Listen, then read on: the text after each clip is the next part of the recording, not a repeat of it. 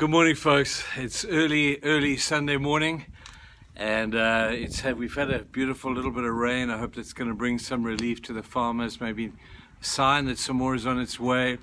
But it's early on Sunday morning, and I thought I'd try something different and try and do all 5 devotionals for this week now in one sitting.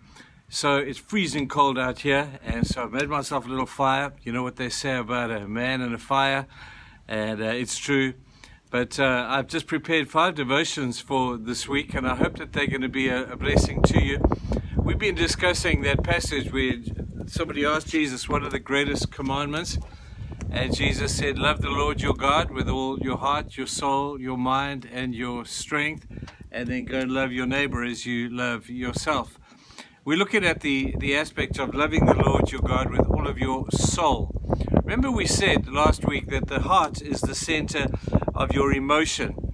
Your soul, remember, is the center of your conviction. We live out of our conviction. We don't live out of what we believe. We live out what we're convicted to believe. Sorry about the smoke.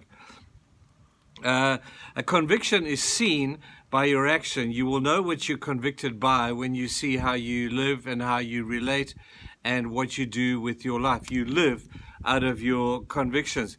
You know, we say that expression, where there is a will, there is a way, because the will is the climax of your conviction. And where there is a will, there is always a way. The way will depict what the will is. Now, this will that we're talking about can either be a very good thing or it can be a problematic thing.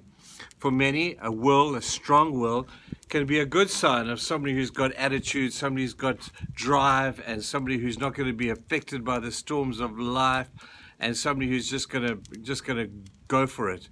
And he can go for good stuff. But on the other hand, it can also be problematic because you might be convicted to do the wrong thing, and if you've got an equally strong will, it can lead you in the opposite direction. The choice about conviction and your will, at the end of the day, is really up to you. It's kind of like at a wedding where I'll say to a young person, hey, Fred, will you have Agnes to be your wife, to live together in that God-appointed ways befits a married couple? Will you love her? Will you honor her? Will you be with her for the rest of your lives? And it's all about the will. Now, the guy will stand there and he will say, I will, with great romance and tears in his eyes, and she will do likewise. And the will at that point is just a declaration of intended behavior. I will love you. I will stand by you. I will be faithful to you. And the will determine, at the end of the day, the way. Whoever said that is absolutely right. So romance is a lousy basis on which to define a will, because romance comes and romance can go. But the will needs to be strengthened. So it's this will that I want to talk about this coming week. The will can be a problematic thing as well. Have a look at Jesus in the Garden of Gethsemane. And he knew what the purpose of God was, that he should go to the cross.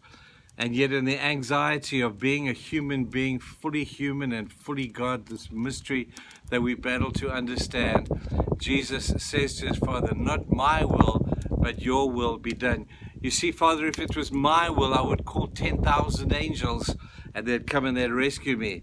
If it was my will, I'd be out of here and I'd be back in heaven. I'd be back where I'm sitting at your right hand, where I've been for all eternity. But not my will, but your will be done. You see, people, my will can get me into a lot of trouble. It can detract me from the purpose of God. And so we want to talk about this my will thing. But have a look today, if you will, and just see if there's anything that maybe in your life you've got a stubborn will, like the children of Israel who had the stiff neck and they said, we want it our way.